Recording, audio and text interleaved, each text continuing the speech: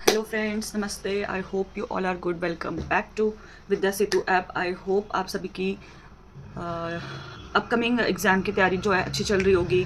मैं आज सीटेट के बारे में बात कर रही हूँ। मुझे बहुत कमेंट आ रहे थे और जो मेरे स्टूडेंट्स हैं जो मुझे फॉलो करते हैं या जो जिनको मैं वैसे भी गाइड करती हूँ, तो मुझसे पूछ रहे थे कि मैम आप हमें सीटेट के बारे में बताइए, आपके सीटेट के इतने अच्छे मार्क्स आए थे, आपने कैसे कैसे आपने इतना अच्छा स्कोर अचीव किया।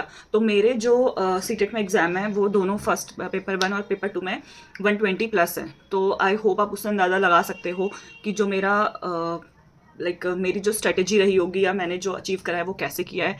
देखो, आपका स्कोर ये आपका क्वालिफाइंग एग्जाम पे ये आप 90 आपको लेकर आना है। बट मुझे नहीं लगता कि आपको 90 लेकर आना है तो आप उसी का टारगेट करो कि यार 90 आ जाए कैसे भी करके। नहीं, आपको अपनी स्ट्रेटेजी, आपको अपनी पढ़ाई, आपको अपनी प्लानिंग इतने अच्छे से रखनी है कि आप 90 का सोचो ही मत। आप ये सोचो कि मुझे कैसे टॉप करना है, मुझे कैसे टॉप लिस्ट में आना है। और ठीक है, क्वालिफाइंग है, लेकिन फिर भी खुद को सेटिस्फेक्शन तो होना कि हमारे कितने मार्क्स आए हैं। तो उस हिसाब से आपको पढ़ाई करनी है, ठीक है। तो 90, अगर आप 90 सोचोगे, 90 क्वालिफाइंग है, 60% क्वालिफाइंग है, हम उतने मार्क्स ले आए, ठीक है। तो जब आप 90 का सोचोगे तब जाके आप बोलते हो कि मैम हम 80 टू 85 इसके बीच में रह जाते हैं, 5 नंबर ऐसे हमारे कहाँ चले जाते हैं, हम क्यों उसको स्कोरिंग। देखो, आप ये लगा लो कि 70 to 80% ऐसा ही होता है, क्योंकि बोला जाता है कि सीटेट क्वालिफाइंग है, बहुत इजी है, लेकिन फिर भी बच्चे, कितने लाखों में बच्चे उस फॉर्म को भरते हैं लेकिन उसको क्वालिफाई नहीं कर पाते। रीज़न तो होगा ना, इट्स मीन वो इजी एग्जाम नहीं है, इट्स मीन आप उसको फॉर ग्रांटेड नहीं ले सकते हो, ठीक है। तो आपको 90 का सोच के नहीं चलना है। आप 90 सोचोगे तो ऑब्वियसली आपके 80 85 आएंगे। जब मैंने सीटेट 1 दिया था,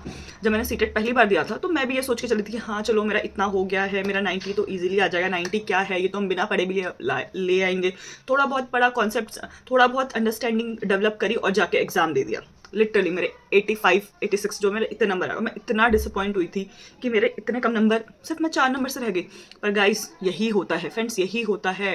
बहुत सारे बच्चे ऐसे हैं, 50 60% बच्चे ऐसे हैं जो इतने ही नंबर लाके, सिर्फ हम उसमें नहीं है। जब मैंने उसके बाद पूरा उसका पीछे का बैकग्राउंड या जो सोचा कि भाई क्यों, तो तब मुझे पता चला कि अरे ये तो हर बच्चे के साथ यही हो रहा है। तो आपको वैसे बिल्कुल नहीं करना है। आप ये लगा लो, अगर मेरे सेकंड अटेम्प्ट में मेरे दोनों में 120 प्लस है, तो मैंने कुछ तो स्ट्रेटेजी फॉलो करी होगी ना।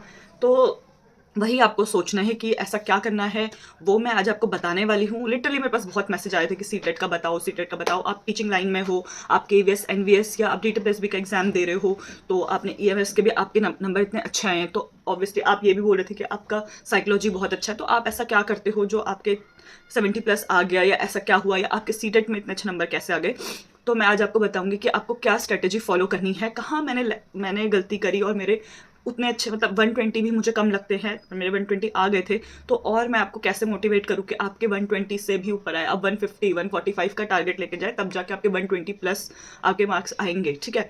तो आपको 5 स्ट्रेटेजी जो है वो फॉलो करनी है, 5 रूल्स आपको रट लेने हैं कि आपको वो फॉलो करने ही करने हैं। और अभी आप ये देख लो कि ये मंथ आपका निकल चुका है ना, 2 3 डेज बचे हुए हैं, ठीक है। कुछ नहीं कर सकते, आप भूल जाओ इस महीने को। अगर आप अब मोटा मोटा तौर पे देखो, तो आपका जो एग्जाम है वो फैब में है, राइट। फैब में आपका एग्जाम है, तो आपको उस हिसाब से भी आपको देखना है कि आपको आपका अभी 40 डेज आपके पास बचे हैं। 40 डेज कम नहीं होते गाइस, ये गेम चेंजर है। आप ये स्ट्रेटेजी फॉलो करोगे ना, तो बिल्कुल आपका गेम आप चेंज कर दोगे। आप 90 नहीं, आप फिर जब आप इस हिसाब से पढ़ोगे ना, आप बोलोगे कि 125 या 120 125 या 130 मैं स्कोर करके ही रहूंगा, चाहे कुछ भी हो जाए। जब आप वहां सोचोगे तब आपका 150 140, जब आप सोचोगे तब आपका 120 प्लस आप स्कोर करोगे। तो मैं आपको ऐसे ही टिप्स दूंगी जो आप फॉलो करो, जिससे आपका 120 भी क्रॉस हो जाए। इस वीडियो को ज़रूर देखना, ठीक है। तो आपका जो पहला पॉइंट है वो ये है, या जैसे आपने देखा, rule number 1, NCERT. Friends, trust me, NCERT को अपना भगवान मान लो, लिटरली अपना भगवान, अल्लाह, परमात्मा, आप जिनको फॉलो करते हो, जो आपके आइडल है, जो आपके भगवान है, ठीक है, जो आपका धर्म है, आप मतलब आप एनसीईआरटी को अपना भगवान मान के चलो। आपको, चाहे आप पीआरटी दे रहे हो, चाहे आप टीजीटी पीजीटी दे रहे हो, ठीक है। आपको पीआरटी हो, टीजीटी हो, आपको एनसीईआरटी फ्रेंड्स आपको रट लेना है। एक एक लाइन आती है उठ के उसके बीच में से, फिर आप बोलते हो ये लाइन कहाँ से आई, है ना। फिर आप बोलते हो नहीं ये तो हमने पढ़ा ही नहीं, ये लाइन कहाँ से। अरे एनसीईआरटी पढ़ो, तब आपको पता चलेगा कि क्या होता है। एनसीईआरटी पढ़ोगे, आपकी पेडागोजी आपकी स्ट्रांग होगी, ठीक है। आप एनसीईआरटी पढ़ो तो सही, एक एक लाइन ईवीएस आप 3rd to 5th आप रट लो। अगर उसमें से ना आए क्वेश्चन तो आप बोलना मैथ्स 3rd to 5th पूरा सॉल्व करके चले जाओ। इनफैक्ट मैथ तो मैं बोलूँगी 6th 7th का भी सॉल्व करके चले जाओ। अगर उसमें से क्वेश्चन नहीं आए तो आप बोलना। आप बोलते हो कि इतने कम नंबर क्या होता है, आप करो तो सही, आप एनसीईआरटी पढ़ो तो सही, आप एनसीईआरटी पूरी की पूरी रट लो। मैं आज आपके बिल्कुल वैसे पॉइंट लेकर आई हूँ जो बिल्कुल सफिशिएंट होंगे आपको 120 प्लस स्कोर करवाने के लिए। तो एनसीईआरटी आप बिल्कुल रट लो, ठीक है, जैसे भी हो। अभी आपके पास 40 डेज है। एनसीईआरटी इतना बड़ा चेंज, जब मैंने एनसीईआरटी पढ़ी थी, मैं एक दिन में एक बुक पढ़ लेती थी। और अगर आप एक बुक पढ़ लेते हो ना, अब एक बार भी पढ़ रहे हो, वो आपके दिमाग से जाएगा नहीं। ये याद रखो, आप एग्जाम में रिलेट कर, ये लाइन मैंने कहीं तो पढ़ी है, आपके दिमाग में ये जरूर आएगा। और फिर जब आप पढ़ते हो ना, आपको इंपॉर्टेंट खुद ही पता चलने लगता है। आप बोलोगे मैं सीटेट पे वीडियो बनाऊंगी, लेकिन जब आप खुद पढ़ोगे ना तो आपको लगेगा अरे इतने सारे ऑनलाइन प्लेटफॉर्म है, ncrt.nic.in, आप जाओ, आपको ऑनलाइन बुक मिल जाएंगे। आप परचेज नहीं करना चाहते, मैं लिंक शेयर आप नीचे कमेंट बॉक्स में कर दूंगी एनसीईआरटी का। आप जाओ, आपको परचेज भी करने की जरूरत नहीं बुक, आप लिंक खोलो, उसमें इंपॉर्टेंट क्वेश्चन, उसमें बुक्स पड़ी हुई है ऐसी की ऐसी एनसीईआरटी की। आपको बस पढ़ना है, आपको कुछ नहीं करना, आपको कहीं कुछ मेहनत नहीं करनी, आपको वो बुक्स पढ़नी है, बस रट लेना है, एक एक लाइन को पढ़ना है बार बार, ठीक है। एनसीईआरटी बहुत इंपॉर्टेंट रोल प्ले करती है। आप एनसीईआरटी की लाइन टू लाइन पढ़ोगे तो आपको एनसीईआरटी की लाइन टू लाइन फ्रेंड्स पढ़ लेनी है, चार्ट जाना है उसको, ठीक है। 6 to 8, 3rd to 5th NCERT पढ़ो, पीआरटी टीजीटी पढ़ो उसको, ठीक है, छोड़ना नहीं है। मैंने आपके लिए पॉइंट्स लिखे। आपका एनसीईआरटी आपका कॉन्फिडेंस ऐसे बिल्ड करेगी ना गाइस, आप सोचोगे कि आप एग्जाम में बस बोलोगे, आप ऐसे टिक करोगे आंसर्स को, आपको पढ़ने की जरूरत, आप ऐसे टिक करोगे आंसर्स को, कोई आपको लाइक रिकॉर्ड ब्रेक करने से तो रोक ही नहीं सकता है। आप सोचते होंगे अरे कैसे इसका रैंक 1 आ गया, ये कैसे 140। आप पढ़ो तो सही, आप उस एनसीईआरटी को रटो तो सही, आपको भी पता चलेगा कि कैसे रिकॉर्ड ब्रेक होता है। आप रिकॉर्ड तोड़ोगे, ठीक है, 120 प्लस आप लेकर आओगे, समझ रहे हो। आप बोलोगे मैं आपको अपना रिजल्ट शो करूंगी सीटेट का, आप बोलोगे मैं झूठ बोल रहा हूँ, मैं आपको रिजल्ट शो करूंगी कि मेरा 120 आया है मार्क्स, ठीक है। मैं ऐसे नहीं बोलूँ, मैं ऐसे ही एग्जाम अभी तक मैंने, क्योंकि मेरा भी एग्जाम है डेट प्लस बी का है, केवीएस का है, ईएमएस का था, तो मैं सीटेट पे उतना फोकस नहीं करती। बट फिर मुझे बोला मेरे स्टूडेंट्स या जो जिनको पता है कि मैं सीटेट में इतने अच्छे मार्क्स, उन्होंने बोला वाई नॉट यार, कोई भी आके वीडियो बना रहा है तो आप क्यों नहीं बना सकते। मैंने सोचा कि ठीक है, मुझे एक वीडियो आके बनानी है, अगर मैं बच्चों की हेल्प कर सकती हूँ, मैं उनको रूल्स बता सकती हूँ, मैंने क्या फॉलो करा है मैं उनको ये बता सकती हूँ, तो क्यों नहीं भाई। आके कोचिंग वाले बोलेंगे ये पढ़ो पढ़ो, उन्होंने क्या खुद क्वालिफाई करा है सीटेट, क्या वो टीचर रियली उन्होंने बीएड ये सब किया, नहीं। हमने बीएड किया है, हमने सीटेट क्वालिफाई किया है, तो हमने उस चीज़ को पढ़ा है, तो हम आपको बता सकते हैं कि क्लाइंट की भाई क्या आपके लिए स्ट्रेटेजी इंपॉर्टेंट है, क्या आप कर सकते हो, ठीक है। तो आपका रूल नंबर यही है कि आपको सीटेट को चार्ट जाना है, उसको बिल्कुल। और सीटेट आपका एनसीईआरटी ना कभी आपकी फेल नहीं होगी। आप आज एनसीईआरटी पढ़ोगे, फिर आप किसी भी एग्जाम की तैयारी करोगे ना, आपका बेस इतना स्ट्रांग हो जाएगा, आपकी पेडागोजी, आपके सोचने का तरीका इतना स्ट्रांग होगा कि आप बिल्कुल आपके ये आपका 5th 3rd 4th 5th 6th 7th हर एनसीईआरटी आपका बहुत काम आएगा आगे कॉम्पिटिटिव एग्जाम के लिए भी, आपको ये बिल्कुल हेल्प करेगा, ठीक है। तो मैं आपको रूल नंबर 2 मेंशन करती हूँ कि क्या है। रूल नंबर 2 ये है,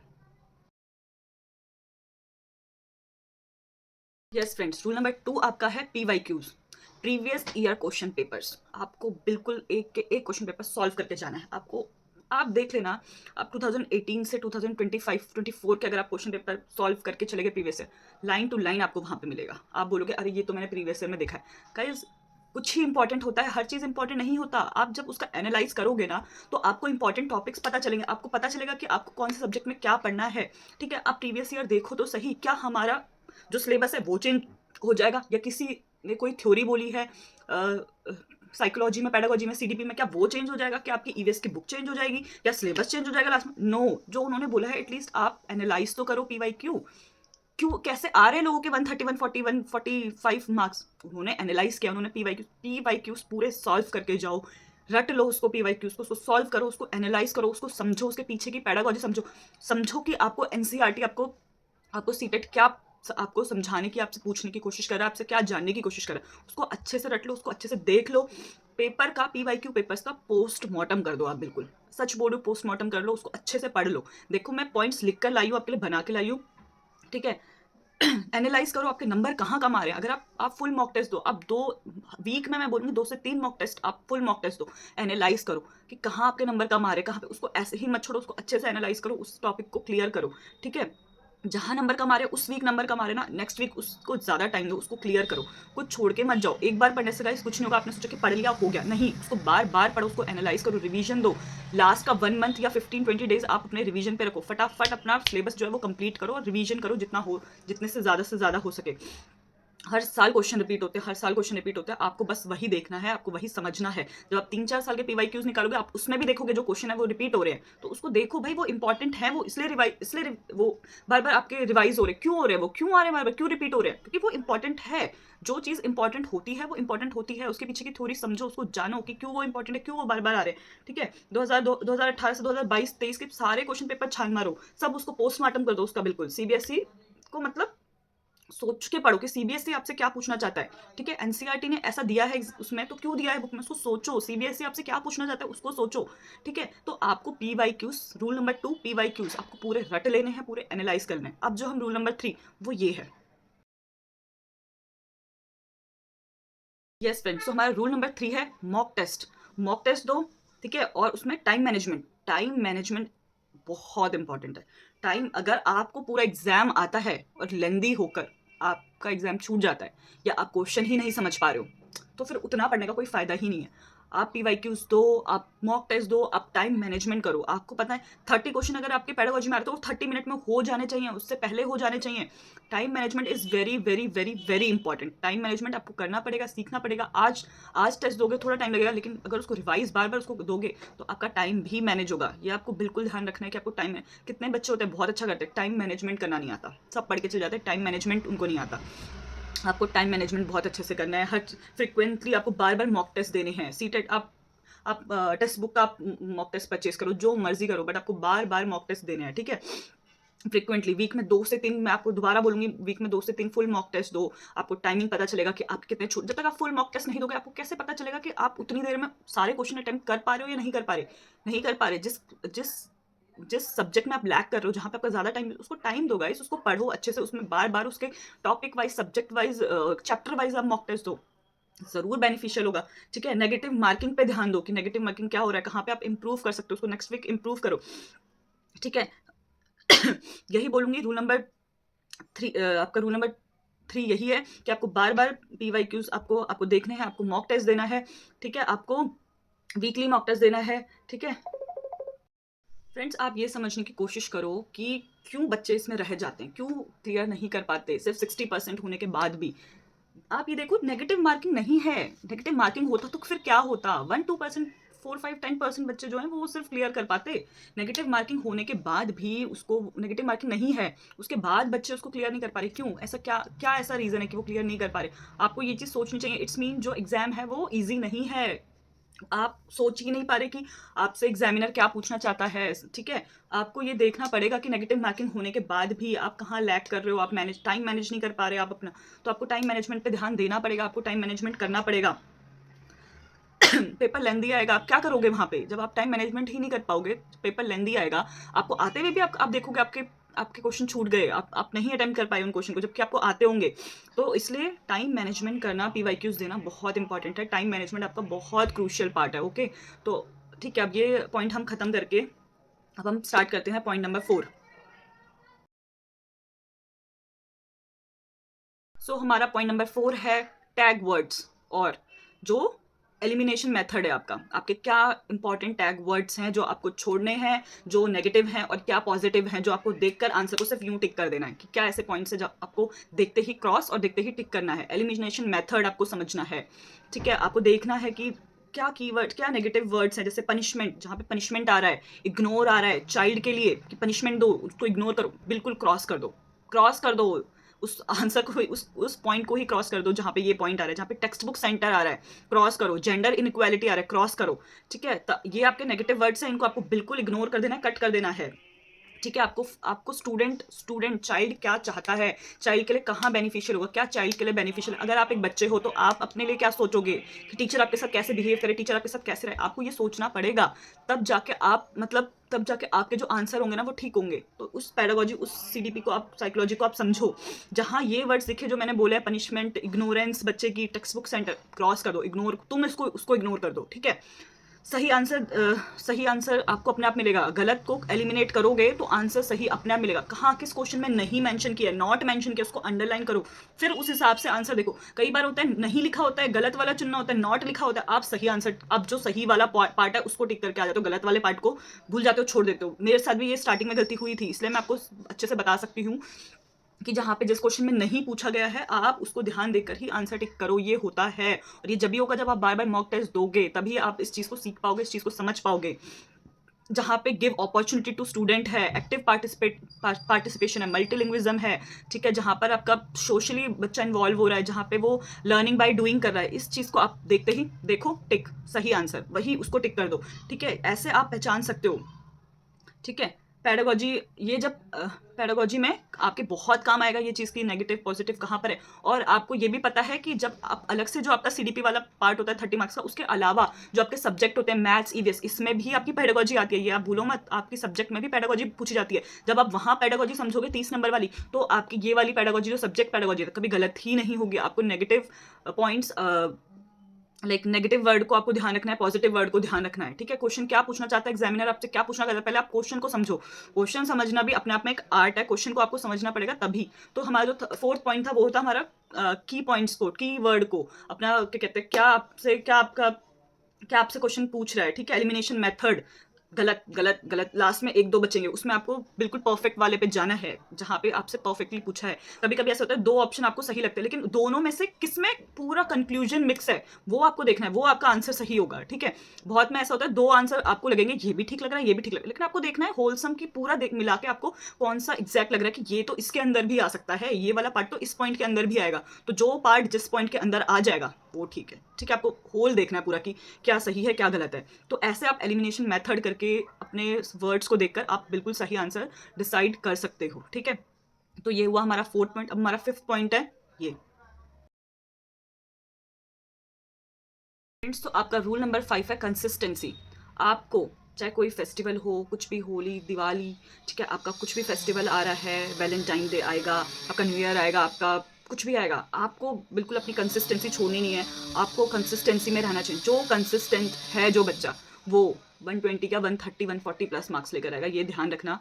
पढ़ाई से दूर नहीं जाना है, जितना हो सके मॉक टेस्ट दो, कंसिस्टेंसी बना के रखो, रोज पढ़ो, थोड़ा बहुत पढ़ो। आप होता है कोई डे ऐसा होता है जिसमें आप नहीं पढ़ पाते हो, कुछ भी चीज़ हो जाती है, फैमिली इशू हो जाता है, कहीं जाना पड़ जाता है, कोई फेस्टिवल है, गेस्ट है, कोई बात नहीं फ्रेंड्स, वो आपका एग्जाम क्लियर नहीं करवाएगा। आपका एग्जाम आपकी कंसिस्टेंसी, आपकी पढ़ाई, आपकी डेडिकेशन, यही आपको पास करवाएगा। तो कंसिस्टेंसी आपके एग्जाम में बहुत ज़रूरी है। आपका सीटेट 2026 फैब वाला क्लियर करवाने के लिए कंसिस्टेंसी बहुत इंपॉर्टेंट है, बहुत ज़्यादा इंपॉर्टेंट है, ठीक है। तो कंसिस्टेंसी ही आपको आपका टारगेट कंप्लीट करेगी कि आप 120 प्लस लेकर आ जाओगे, ठीक है। आपको कोई भी डाउट हो आप कमेंट करो, आप मेरा टेलीग्राम चैनल ज्वाइन करो। कुछ नोट्स चाहिए सीटेट के, मेरे सारे नोट्स बने हुए हैं, I will share to you. मुझे बताओ एनसीईआरटी का मैं आपको जो क्या कहते हैं लिंक है वो मैं आपको शेयर कर दूंगी। कुछ और भी चाहिए होगा प्लीज़ मुझे कमेंट करके ज़रूर बताना कि आपको क्या हेल्प चाहिए। जब मुझे बच्चों ने पूछा तो मुझे लगा कि मुझे ये वीडियो बनानी चाहिए, कुछ भी हेल्प होगी मैं ज़रूर करूँगी, ठीक है। आप बताना मुझे, कहीं जेन्युइन आपका कोई कंसर्न है आप मुझे ज़रूर बताना, मैं आपसे ज़रूर मैं रिप्लाई करूँगी। ऐसा नहीं होता कि कोई बच्चा बहुत जेन्युइन क्वेश्चन पूछ रहा है, उसको बहुत जेन्युइन नीड है, तो मैं उसकी हेल्प ना करूँ, ठीक है। अभी भी 40 डेज़ हैं गाइज़, आप कंसिस्टेंसी को बिल्कुल फॉलो करना। रूल नंबर 5 बहुत इंपॉर्टेंट है। सारे रूल आपने मान लिए लेकिन आप कंसिस्टेंसी आपकी नहीं है तो नहीं हो पाएगा, ठीक है। आप 4 दिन 2 दिन पढ़ रहे हो, 4 दिन आप ब्रेक ले रहे हो, आप घूम रहे हो फिर रहे हो, नहीं, पूरा माइंड ही आपका चेंज हो जाएगा, नहीं कर पाओगे। तो हर सब्जेक्ट को टाइम दो, टाइम टेबल अपना बनाओ, टाइम टेबल फॉलो करो, मॉक टेस्ट के लिए अलग से टाइम निकालो, हर सब्जेक्ट को टाइम दो, हर सब्जेक्ट को चाहे दिन के 1 घंटे दो 2 घंटे दो, पर दो टाइम दो, कंसिस्टेंसी रखो अपनी पढ़ाई में। मैथ्स पे ज़्यादा फोकस करो, ईवीएस पे फोकस करो, अपनी पेडागोजी स्ट्रॉन्ग करो। आप और सब्जेक्ट में आप मैथ्स ईवीएस में लगे रहते हो, पेडागोजी अगर क्लियर कर ली ना, पेडागोजी में अगर 30 मार्क्स की पेडागोजी 25 26 लेकर आ गए हो, पेडागोजी समझ आ गई है, तो पेडागोजी तो सीडीपी तो सॉल्व होगी, जो आपके सब्जेक्ट वाइज पेडागोजी आएगी ना वो भी आपकी सॉल्व होगी, ठीक है। बहुत से बच्चे ऐसे हैं जो सब्जेक्ट नहीं टच करते हैं, बहुत कम पढ़ के जाते हैं सब्जेक्ट वाला, लेकिन पेडागोजी उनकी इतनी स्ट्रांग होती है कि वहाँ 30 में से 28 29 नंबर लाते हैं। यहाँ की जो सब्जेक्ट वाइज पेडागोजी है उसको सॉल्व कर लेते हैं और 90 100 मार्क्स ला के सॉल्व कर देते, एग्जाम क्लियर कर देते हैं। अगर आप सीरियस कैंडिडेट हो तो आपको मेरे ये पॉइंट जरूर समझ आएंगे और आप बोलोगे कि जो विद्या सेतु ऐप है ना ये बिल्कुल आपको सही गाइड कर रहा है। मेरी आपसे रिक्वेस्ट है आप पढ़ो, कंसिस्ट रहो, जो मैंने 5 पॉइंट्स बोले हैं उसको फॉलो करो। अगर आपके 120 प्लस मार्क्स नहीं आए तो आप मुझे बताना, आप मुझे आके बोलना कि मैम आपका बताया हुआ तो कुछ भी काम नहीं आया, ठीक है। आप मुझे ज़रूर बताना गाइस, कोई हेल्प चाहिए हो I am there for you, आप मुझे कमेंट करके बताओ, मैं ज़रूर आपकी हेल्प करूँगी। ज़्यादा तो मुझे पता है मेरा चैनल इतना ग्रो नहीं करा है, मैं न्यू हूँ, ठीक है, तो मैं रिक्वेस्ट पे ही आई हूँ यहाँ पे। आप प्लीज़ मुझे बताओ, मैं आपको ज़रूर आपको गाइड करूँगी, ठीक है। और कोई भी हेल्प होगी, आई नो पेपर पास है, मैं आपकी ज़रूर मदद करूँगी, मेरे भी एग्ज़ाम चल रहे हैं, मेरा भी केवीएस का एग्ज़ाम है, जितनी हेल्प हो पाएगी उतनी हेल्प करूँगी।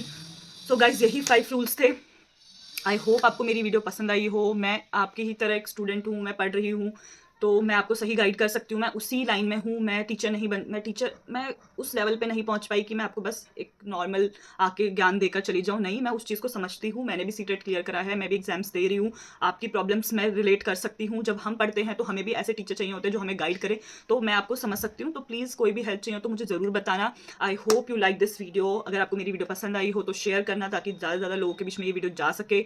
अगर आपको मेरा चैनल थोड़ा भी पसंद आया हो तो like share subscribe, guys subscribe ज़रूर कर लेना, ताकि मेरा चैनल बने, मेरी कम्युनिटी बढ़े, मैं और अच्छे से मेहनत करके और नई नई चीज़ें आपको बताऊं, हेल्प करूं, गाइड कर सकूं, आपको पढ़ा सकूं, आपकी हेल्प कर सकूं। So thank you guys, I hope you like this video. Bye.